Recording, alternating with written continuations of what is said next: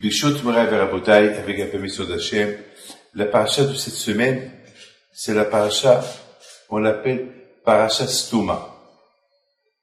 Ouais. C'est quoi Stouma? Parce qu'en général, chaque paracha qu'on lit, on retourne à la ligne. Et là, le mot Vaïchi, il est au milieu des lignes. On comprend pas. C'est le seul paracha de toute la Torah qu'il est Stouma. Dans le Sefer Torah, vous allez bien remarquer, ouvrez le Sefer Torah, vous allez remarquer que le mot Vaïchi, la paracha de semaine s'appelle Vaïchi. Le mot Vaïchi, il est au milieu des lettres. Il faut la chercher pour la trouver. Alors la question se pose, pourquoi cette paracha, elle est Stouma, elle est fermée? Parce que toutes les parachutes, c'est à la lettre. On passe à la lettre. C'est comme par exemple, je vous montre par exemple ici, cette feuille-là. Vous voyez, c'est à la lettre. Et là, la paracha Vaïchi, elle est au milieu. Comme ça. Au milieu des lettres. C'est bizarre. Alors, Hachamim, ils donnent la réponse. Ils disent que lorsque Yaakov Avinu, il devait mourir, maintenant tout le monde a vu qu'il va mourir, ça y est, les Juifs, ils se sentaient déjà enfermés. Quand Vaïchi, la lettre Vaïchi, elle est enfermée par les lettres, alors là aussi, eux, ils se sentaient déjà, ça y est, l'esclavage, il va commencer. Ah, maintenant, moi, je me suis posé une question. Une très belle question. J'ai pas compris pourquoi Hachem il a voulu que les Juifs, ils souffrent. En Égypte. Hachem, il avait, je sais pas moi, Akadosh Baruch Hu, il aurait pu, est-ce qu'il fallait qu'on souffre? Est-ce que c'est beau de souffrir? Pourquoi? Parce que Abraham Abino, il a dit à Akadosh Baruch Hu, Bame'eda, comment je vais savoir par quel mérite je vais avoir Eretz Israël? Il lui a dit, tes enfants, ils vont être esclaves pendant 400 ans en Égypte, et après ils vont sortir victorieux, et je leur donnerai la Torah, et je leur donnerai Eretz Israël. Pourquoi tout ça?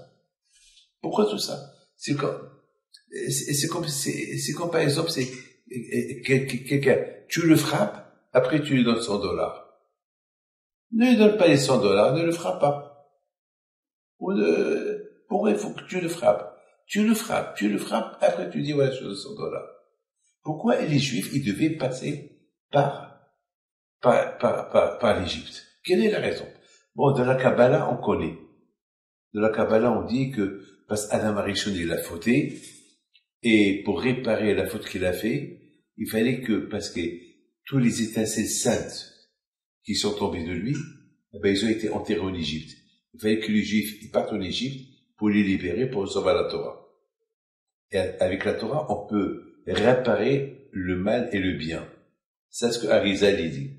Mais maintenant, moi, je veux pas rentrer dans les détails de la Kabbalah. Moi, je suis un homme qui veut comprendre simplement quelle est la raison qu'on doit souffrir. Alors, je suis arrivé à une conclusion extraordinaire. Akadosh Baruch Hu, il veut que le peuple juif, il goûte un peu la misère. Pourquoi? Parce que, quand même, le juif, il a été gâté. Et les Shvatim, et tous ceux qui sont sortis ils avaient le zéro de Abraham, le zéro de Yitzhak, le zéro de Yaakov. Vous savez, la Gemara dit que lorsque Yaakov est parti en Égypte, pendant les 17 ans qu'il est resté en Égypte, il a vu 600 000 Juifs qui sont sortis de lui. C'est inimaginable. Alors qu'en Israël, il était là-bas pendant, je sais pas moi, depuis l'âge de 84 ans qu'il s'est marié, jusqu'à l'âge de 147 ans qu'il a vécu, lorsqu'il est venu en Égypte, ils étaient que 70. Et en 17 ans, ils ont fait 600 000. À part les femmes, et à part les enfants. 600 000 adultes. Donc, ils étaient des millions. C'est-à-dire qu'Akadosh Baruch Hu, il a dit à Hachem que si les Juifs vont se multiplier dans la terre de Canaan, comment ils vont descendre en Égypte par millions? Alors, ils sont descendus en Égypte que 70. Et de ces 70-là, en 17 ans, ils se sont multipliés, ils sont devenus des millions. Ils sont devenus des millions. C'est de la folie. Akadosh Baruch Hu, il a voulu un peuple il faut se travailler pour soi pour devenir quelqu'un. C'est comme quelqu'un qui est riche, il laisse son argent à son fils. Le fils, c'est le fils à papa. Eh ben, avec cet argent, il achète une Porsche, une Ferrari. Il va acheter une Mercedes. Il va aller au casino. Il va acheter un hélicoptère, un avion. Il n'a même pas travaillé pour cet argent. Il en profite. Et de la même façon qu'il en profite de cet argent, il peut les perdre. Parce qu'il les apprécie pas. Pour apprécier l'argent, il faut travailler pour gagner de l'argent. Je vous donne la parole dans toute la Torah que j'ai étudiée. Si je l'étudie pas dans l'avion, ou le matin, ou pendant les moments que j'ai à faire, eh ben, j'aurais été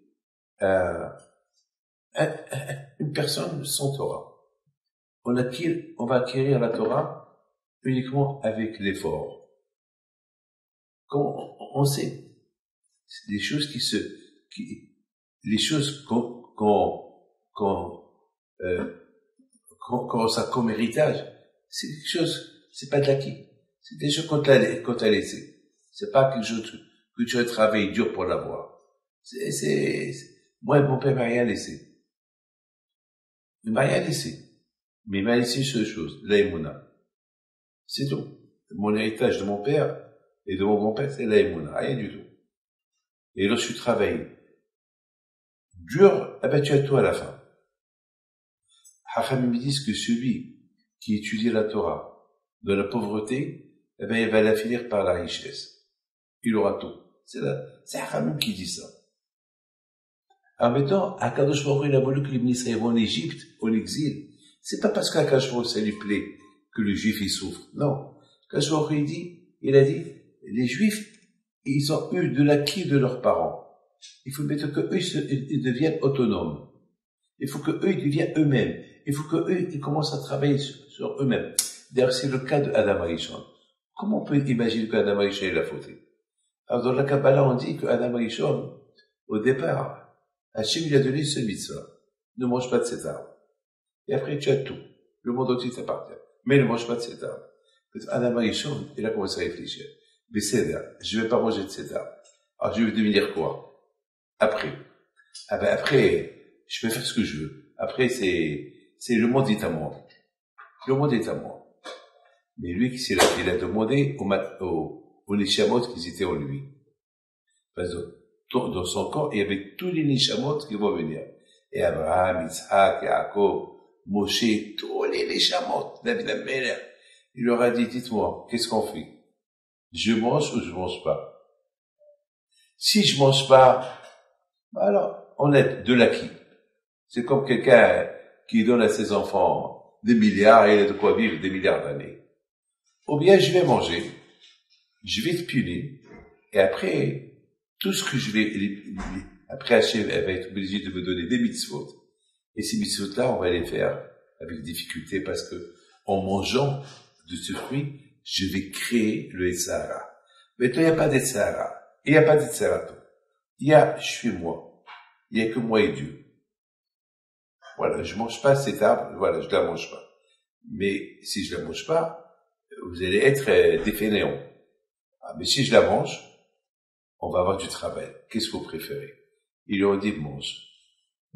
C'est du coup, Adam Rishon, il n'a pas pris la décision tout seul. Il a consulté Moshe Rabbeinu, il a consulté Yitzhak, Abraham, Yaakov, il a consulté Rabbi Haim Pinto, il a consulté Rabbi Shmuel, il a consulté tous les tzadikim. Et tous les tzadikim lui ont dit, mange.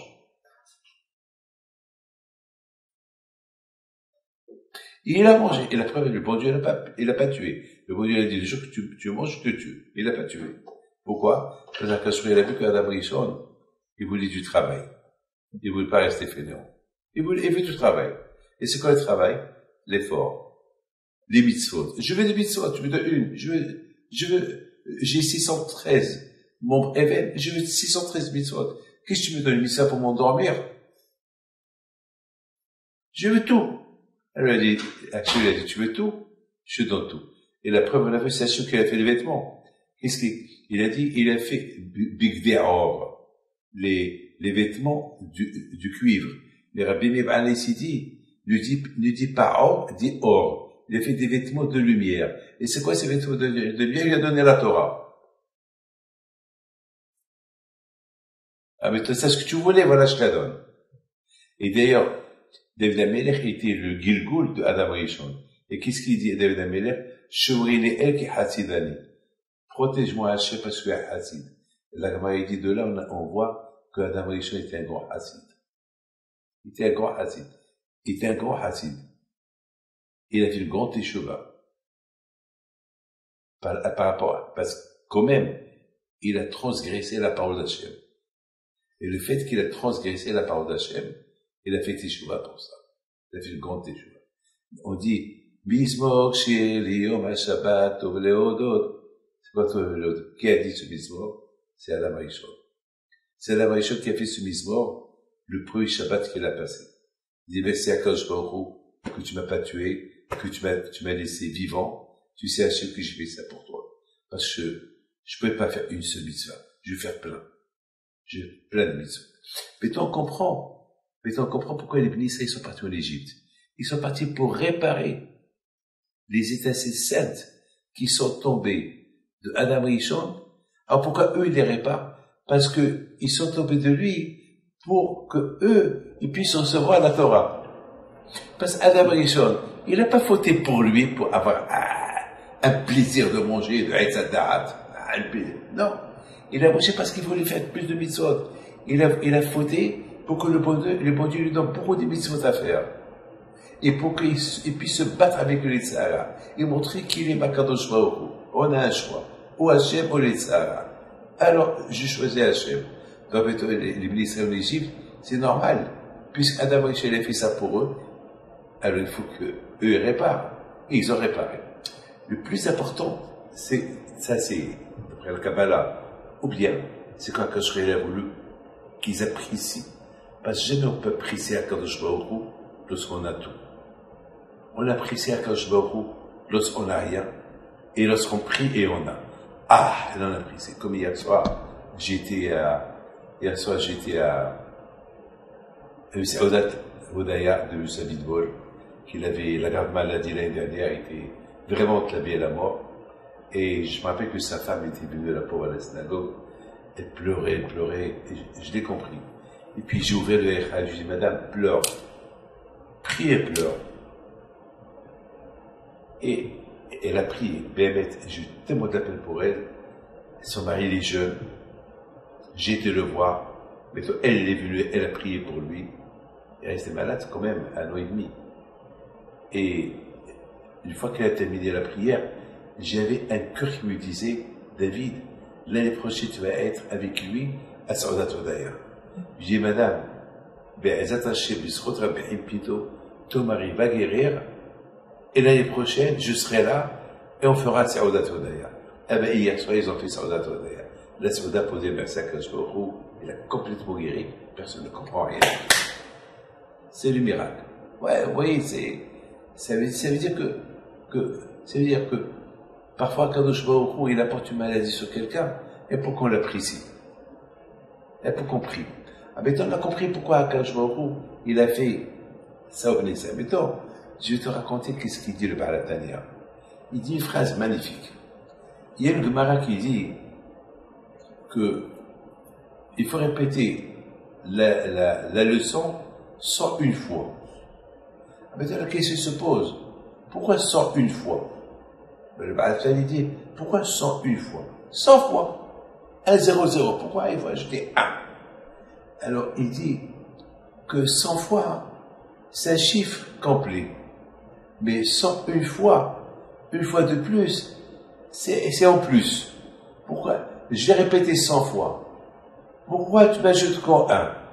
Il dit, ben justement, ce 1 que tu ajoutes, c'est ça qui va te casser de, comment ça s'appelle, de l'habitude. Il a dit comme ça. Il a dit 100 fois, la tête, elle peut l'accepter. Mais 101 fois, 7 fois de plus, elle est en plus. Pourquoi? Eh ben, tu risques de dire pourquoi. Eh ben, justement, lorsque tu n'écoutes pas à ta question, pourquoi tu dois l'ajouter, et tu casses cette question, et tu ajoutes une fois, c'est ça qui va faire que ce que tu as étudié, ça va rester dans la tête. Et d'ailleurs, c'est ce que la Gemara dit. La Gemara dit, en contact avec la Torah, il dit, ici vous faites des efforts et étudiez la Torah. Pourquoi les efforts? Ben, l'effort parce qu'on étudie. Très bien. On fait, je mange kasher. Très bien. Mais, pourquoi je ne cherche pas à manger encore mieux le kasher? Toujours, il faut chercher le mieux. Il ne faut pas s'habituer à, par exemple, je te donne chaque jour un steak couscous. Steak couscous. Steak couscous. Un jour, tu vas avoir un bol. Toujours pareil. Il y a un changement. Le changement, alors, tu étudies à la Torah. Très bien. 1 heure. Après, tu vas t'habituer à 1 heure. Il faut qu'il y ait un changement. J'ajoute 2 minutes. J'ajoute 1 minute. Ou bien, il faut pas, c'est pas que je vais à l'heure. J'ai fait 1 heure, c'est 1 heure. Non, j'ajoute 1 minute, Azma.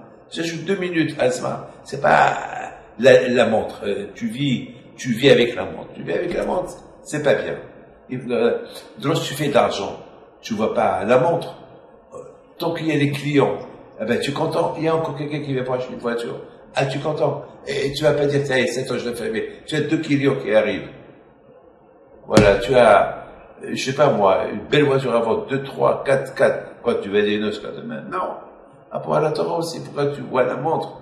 Pour dire à quelle heure je vais arrêter. Ou bien tu vas arrêter, tu vas voler 1 minute à ton heure que toi-même tu t'es fixé. Être juif, c'est pas quand tu veux. Être juif, c'est tout le temps. C'est pas lorsque ça m'arrange. Il y a une belle histoire il y a un grand sadique qui raconte. Très belle histoire. Il y avait une fois un juif, au Pologne, qui travaillait chez un seigneur. Il lui a donné des terrains pour les travailler. Il lui donnait 40%. Le seigneur, chaque année, recevait 40% des réserves du vin qu'il faisait le juif. Et un jour, ce seigneur-là était avec son copain. Ça commençait à parler, et au même moment, il vient le juif pour lui apporter ses 40%. Alors, ses invités, ils ont dit au seigneur, c'est qui ce juif-là? Eh ben, c'est un juif qui est super, il est gentil, il est Néhéman, il est croyant, Voilà, il me donne. Les juifs, c'est des voleurs. Comme ça, ils lui ont dit. Les juifs, c'est des voleurs. Ils te montrent qu'ils t'aiment, ils t'aiment pas. Le Seigneur, il regarde le juif le pauvre, il a peur. Il parle pas. Alors, ils lui ont dit, on peut te dire quelque chose, mais pas devant lui. Alors, le Seigneur, il dit au juif, tu peux sortir 1 minute. Il sort.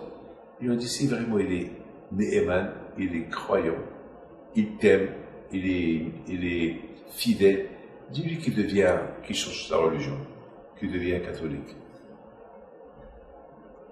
Ou protestant, ou bouddhiste, je sais pas moi.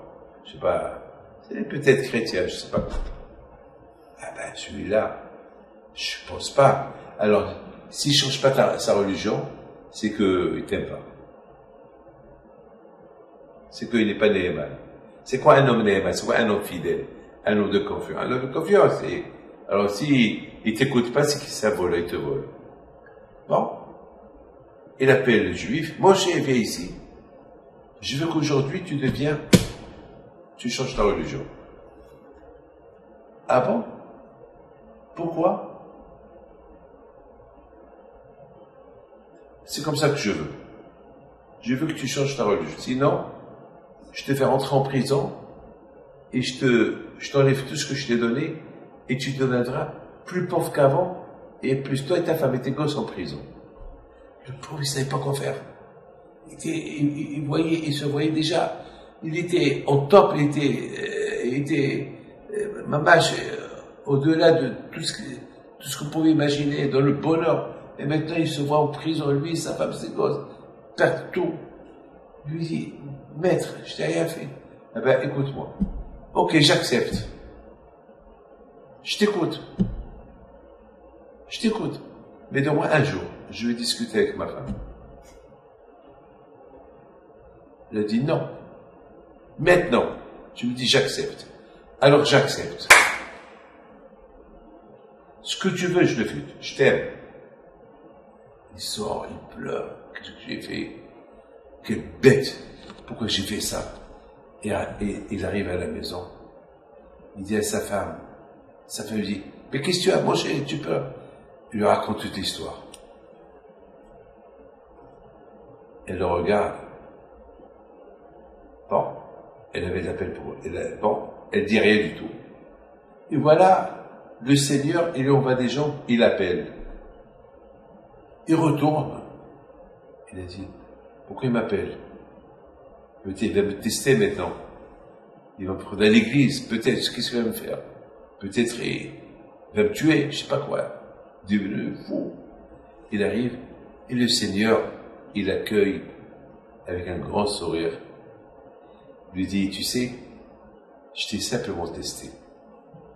Je voulais voir, est-ce que tu m'écoutes ou pas? Parce que j'ai fait un pari avec les gens et ils m'ont dit que jamais tu vas m'écouter et j'ai gagné le pari. Voilà, je vais partager l'argent que j'ai gagné. Voilà, je vais partager l'argent que j'ai gagné avec toi. Je suis un homme honnête et je t'adore et je veux plus que tu me donnes 40%, tu me donnes que 20%. Je suis assez riche. Mais vraiment, j'ai jamais vu quelqu'un aussi né mal que toi. Il embrasse les mains, il était content. Il retourne à la maison. Ma chérie, ma femme adorée, j'ai une surprise pour toi, une bonne nouvelle. Laquelle? Eh ben, c'était une farce. Et là, il m'a demandé d'être catholique. J'ai dit oui. Et maintenant, il m'a appelé, il m'a dit non, c'était une farce. Et moi, craché mon juif. Je dis, mais espèce de fou. Mais pourquoi tu as accepté? Quoi? Non, attends. Jusqu'à que Pessah, il passe. Il fallait attendre. Oh, Pessah, il faut cacher briser la maison. Ouais, pourquoi tout ça? Pourquoi tu as fait? L'histoire, on la comprend. C'est pas être juif que lorsque tu veux. Être juif avec tout. Eh ben, c'est ce qu'il a fait à Kadosh Baruch Hu, à Israël. Il a dit, jusqu'à maintenant, vous avez tout. Vous êtes gâtés. Vous avez eu Abraham, Isaac, Yaakov, la richesse, tout le monde a peur de vous. Maintenant, je voudrais vous voir, vous, autonomes. Et le Baal Hatanya, il dit que dans la paracha de Lech Lecha, qu'est-ce qu'on a vu là-bas? On a vu là-bas Abraham Abinu. Abraham Abinu, jusqu'à l'âge de 75 ans, on ne nous a pas parlé de lui. C'est à partir de l'âge de 75 ans, quand Dieu lui a dit de quitter Haran et d'aller au Shalaïm, en Israël. Mais donc, pendant ces 75 ans-là, il a découvert Akadosh Baruch Hu. Il servait à Akadosh Baruch Hu. Mais Akadosh Baruch Hu, maintenant, il lui dit, Abraham, c'est super. Ce que tu es devenu jusqu'à maintenant, ici à Haran, quoi la Kabul. Mais maintenant, je voudrais bien te voir. Et si tu fais pareil, comme ça, ailleurs. Oui, ici, tout le monde te connaît. Ici, tu as le miracle avec Nimrod. Ici, tu as jeté dans le feu, tu es resté vivant. Ici, tout le monde te connaît. Mais maintenant, je veux voir. Lech lecha. Vas-y pour toi. Maintenant, je veux te voir. Tout seul. Comment tu as affronté d'autres nations. Je veux voir qu'est-ce que tu peux devenir. Jusqu'à maintenant, tu as eu l'aide de moi. Maintenant, je vais affronter le monde. Je vois si tu vas faire le travail que tu as fait ici, ailleurs. Là où c'est plus dur qu'ici. Et c'est pour ça qu'il lui dit, pour ton bien et pour ton plaisir. Tout le monde se pose la question. Mais quel plaisir et quel bien il va avoir? Avraham Avinu, en quittant sa ville natale, sa maison et son pays. Quand je lui dis, jusqu'à maintenant, c'était moi qui t'ai aidé.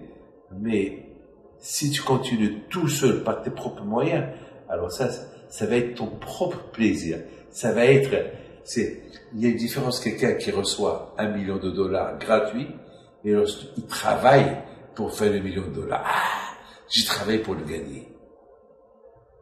J'ai travaillé pour le gagner. Je voudrais vous dire quelque chose. J'avais un choix. Quelqu'un qui devait venir me voir. Et je sais qu'il m'apporte un beau chèque. Et si je vais le voir, je recevrai toujours le même beau chèque. Mais là-bas, j'aurai un peu plus de temps avec lui. Et je vais parler à ces enfants qui sont sortis du chemin. Qui sont sortis complètement du chemin de la Torah. Alors, j'ai commencé à réfléchir, faire quoi? Je lui ai dit, le même chèque, je vais le recevoir, ou ici ou là-bas. Mais là-bas, je vais faire plaisir à Hachem. Je vais faire plaisir si jamais on va m'écouter. Eh ben, c'est ce que j'ai fait cette semaine. Je suis parti là-bas. Et dès que je suis rentré chez lui, il m'a déjà mis le chèque dans ma poche. Mais les enfants, ils n'étaient pas là-bas. Les enfants, ils devaient venir 1 heure ou 2 heures plus tard. Ben, je suis resté. Et je suis resté, et je sais qu'ils sont venus. Et lorsqu'ils sont venus,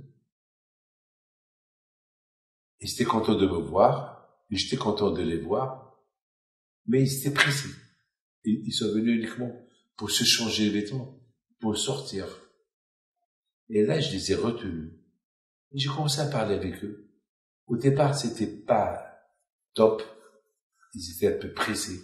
Mais après, ils se sont décontractés. Ils ne sont pas sortis. Et le plaisir que j'avais, c'est incalculable. Le plaisir que j'avais, j'ai dit, voilà, avec le plus que j'ai fait, avec l'effort que j'ai fait, voilà, au moins cela, je les ai réveillés. Ben, c'est ce que je lui ai dit à Abraham. Tu restes ici, tu recevras le chèque toujours. Mais si tu vas ailleurs, tu vas recevoir toujours le chèque, mais le plaisir, c'est que tu vas faire du travail qui va être ton travail.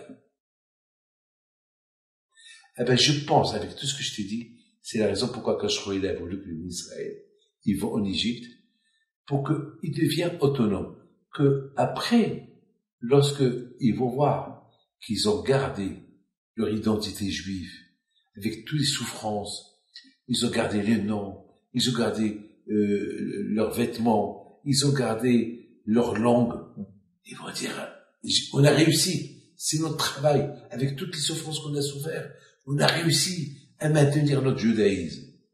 Chose que les Juifs, à l'époque des Hashmonaïm, ils ont perdu. Parce que ils étaient en Israël, les Grecs sont venus, ils ont appris d'eux, ils sont devenus tous des Grecs. Ils avaient que le nom juif. Ils étaient juifs que par le nom, c'est tout. Je suis juif. L'émoji du Taref. Pas de Nida, pas de Shabbat. Au départ, ils étaient forcés de ne pas respecter la Torah. Après, ils sont habitués. Après 52 ans de domination grecque, ils sont oubliés. C'était fini pour eux. Tout perdu. Mais grâce à Dieu, elle est restée petite flamme. Les Hashmonaïm. Ils sont restés. Vous savez,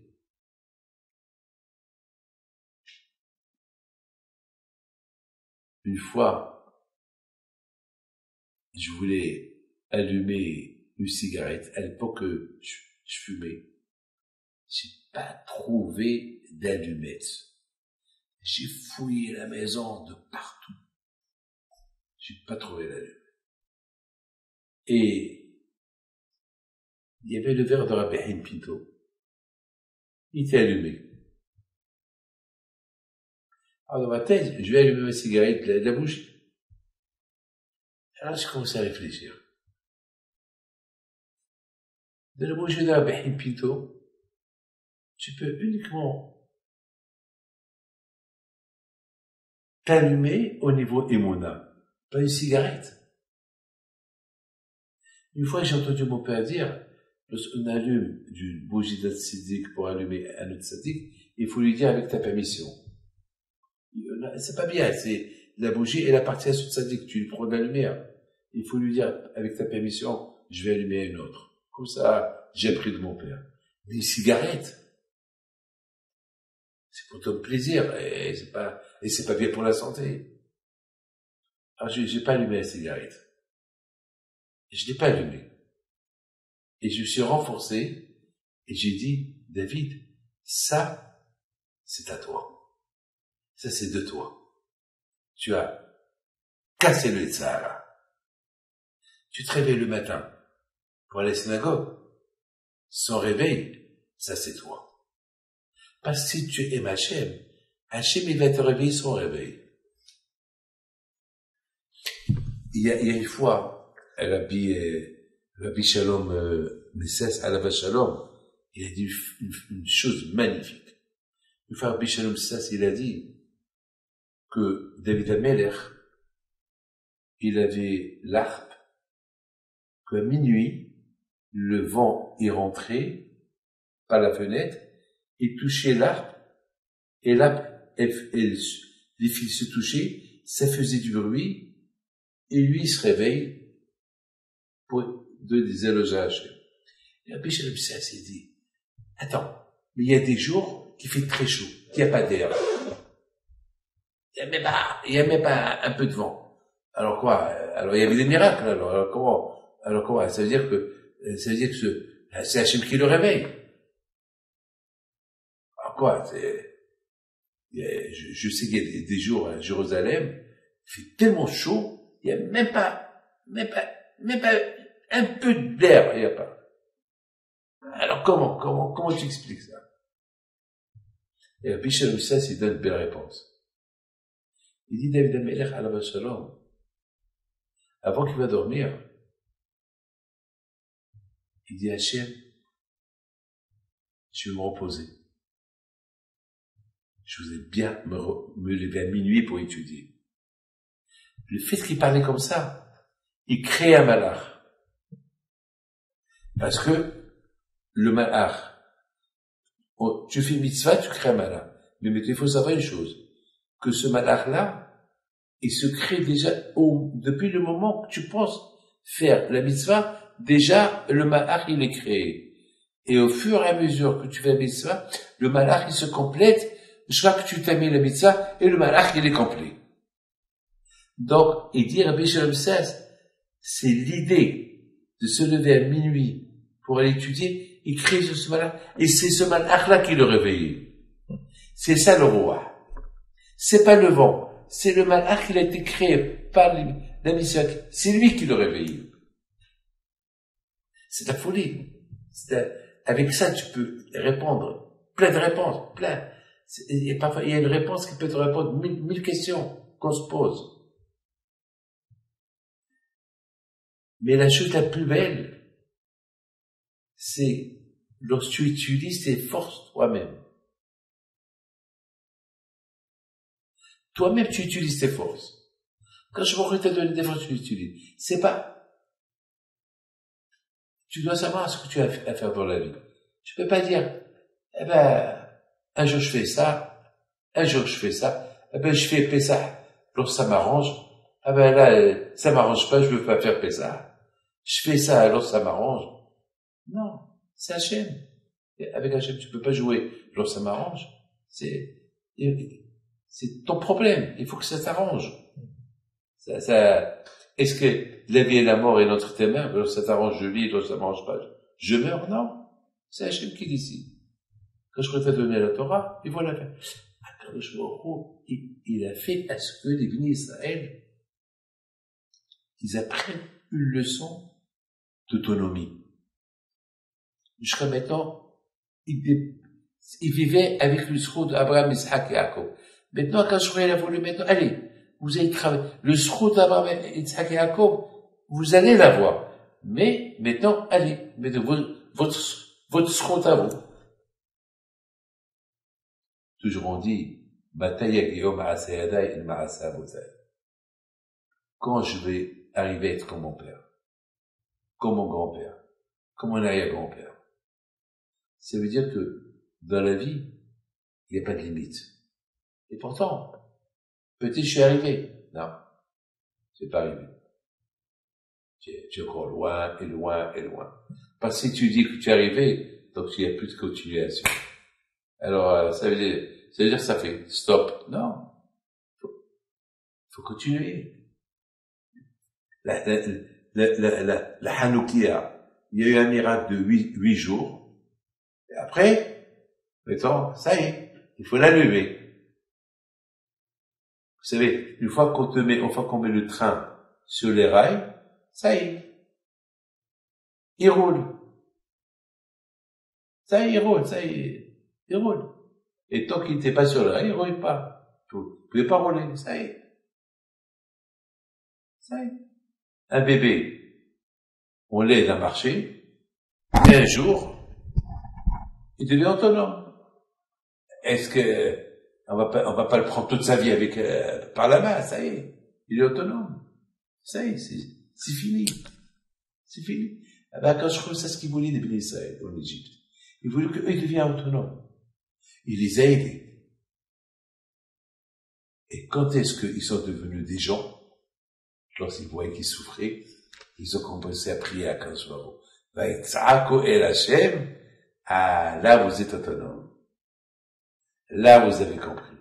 Alors là, Hashem leur a envoyé Moshe Rabbeinu. C'est pour ça que la paracha de cette semaine, elle s'appelle Stouma. Elle est fermée.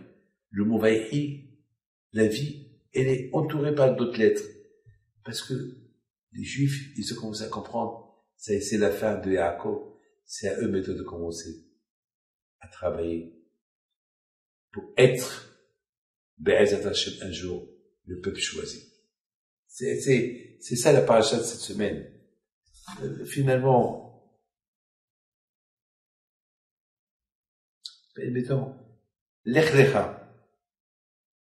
Voilà. Les Shvatim, ils ont vécu avec Yaakov. Il fallait à eux d'aller tout seul. Vous savez que Youssef Hatzadik, c'est de la folie pour Youssef Hatzadik. Comment il a résisté, il est resté tzaddik en Égypte. C'est de la folie, hein. Pourquoi? Parce qu'il s'est pas arrêté. Moussi volé, il s'est pas arrêté. Et après, il est devenu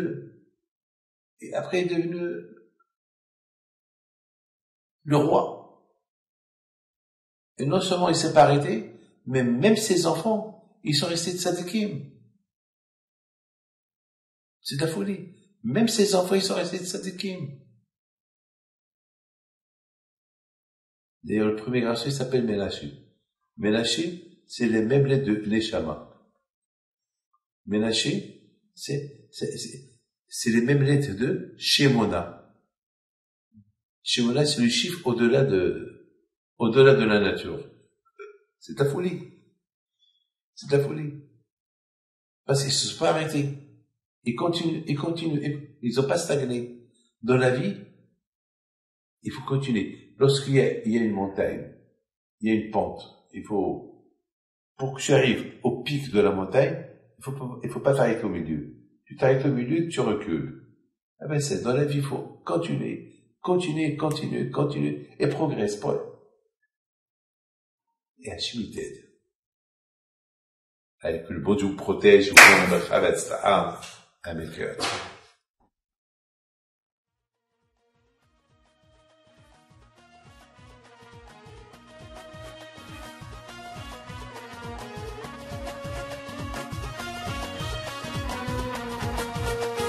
Non,